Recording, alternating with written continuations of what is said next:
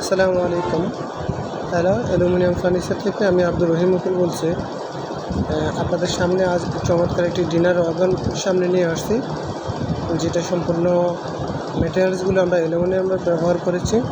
আপনারা দেখতে পারতেছেন ডান পাশে আমরা দুইটি গ্লাস পাল্লা ব্যবহার করেছি, যেখানে আমরা ভিতরে শেলফগুলো দিয়ে ডিজাইন করেছি, এবং তার বাম পাশে আমরা ছোট করে আরও 4টা পাল্লা দিয়েছি, ভিতরে একটা করে শেলফ আছে। মাঝখানে জায়গাটুকু আমরা গ্যাপ রাখছি, যেখানে হচ্ছে ক্লায়েন্ট ওভেন বা ব্লেন্ডার বা অন্যান্য জিনিসগুলো, ইলেকট্রনিক যে ডিভাইসগুলো আছে সেই ডিভাইসগুলো যাতে সুন্দর করে সাজিয়ে রাখতে পারে বা এখানে রেখে ইউজ করতে পারে।